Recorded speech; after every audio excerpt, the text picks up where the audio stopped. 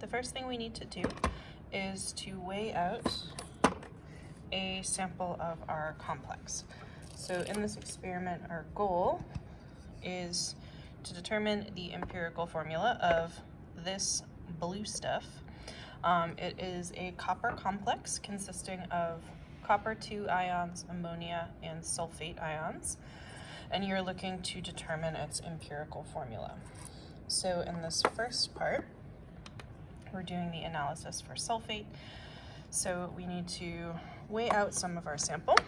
So we're looking for around a gram.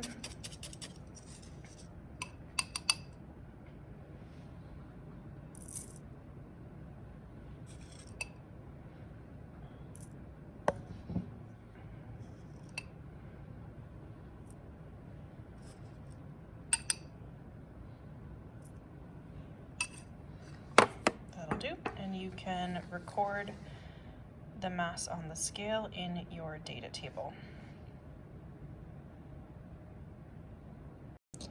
Next, we are going to dissolve that sample in about 10 milliliters of 6 molar nitric acid.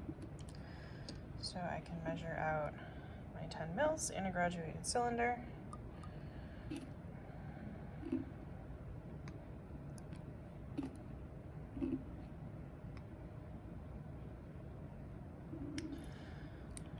I can add that to my flask,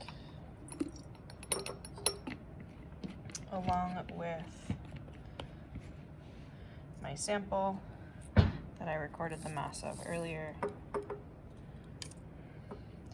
And I can swirl that around to get it to dissolve. So we do want to make sure that all of that is completely dissolved. We also want to make sure that we've completely transferred all of it from our weigh boat, so we can see that there's a little bit of blue powder left here. Since the exact volume of the acid is not important, we can use just a little bit of water to rinse the rest of that down into our flask and swirl this around real good until it all dissolves. Now I'm going to add about 10 milliliters of, there we go, about 10 milliliters of 1 molar barium chloride to this. Again, exact volume is not super important here. We want to get about 10 mils, so I can measure that out in my graduated cylinder. And when I add this in, we see a precipitate form. So barium and sulfate are not soluble together. So we have this precipitate formed, and now we just need to filter out that precipitate to isolate it. So to do the filtration, we're going to be using a funnel with a piece of filter paper in it, but we're going to need to know the mass of our filter paper, so let's weigh that first. So we can weigh our filter paper, zero out the balance first, set that on there, and record that mass in your data table.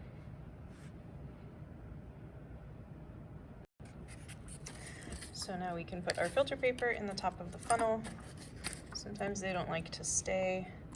If you wet it with a little bit of water, that will get it to adhere. So we're going to be pouring our sample of our precipitate through our funnel.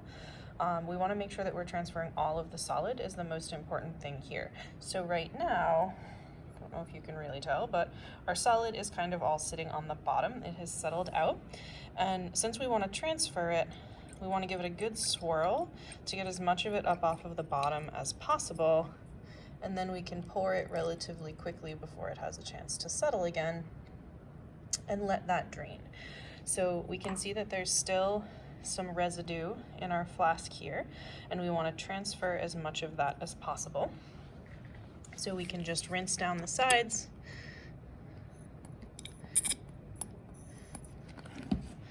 swirl and dump once again until our flask looks pretty clean. So this is pretty close to clean. I'm going to give it one more good rinse.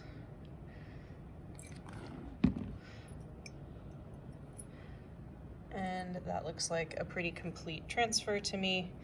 Glass here is nice and clear. And now we just need to let our filter completely drain of liquid before we continue.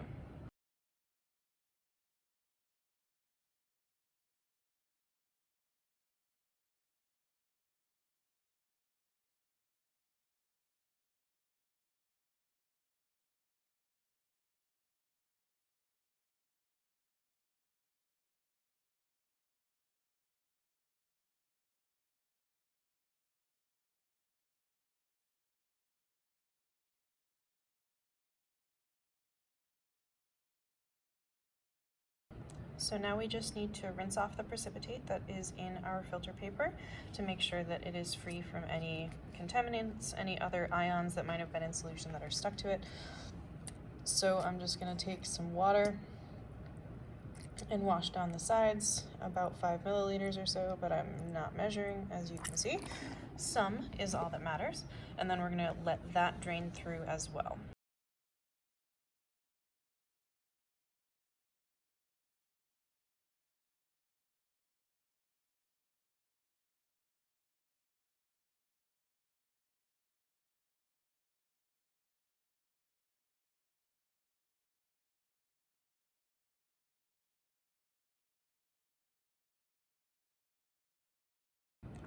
So now we're going to be rinsing with a small amount of acetone and then letting that drain as well.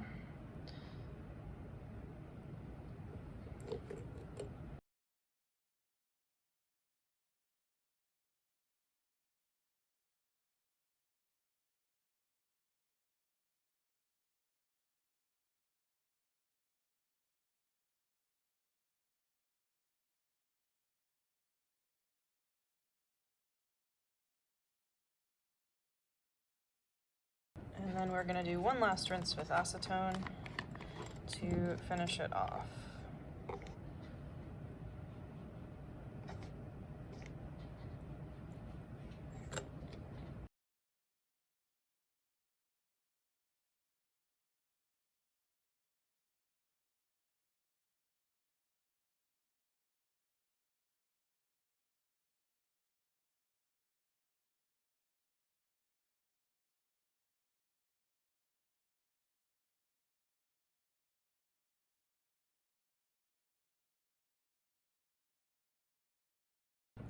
And now that it's completely drained, we just need to wait for it to completely dry, which will give it a day or two, and then we can take the final mass.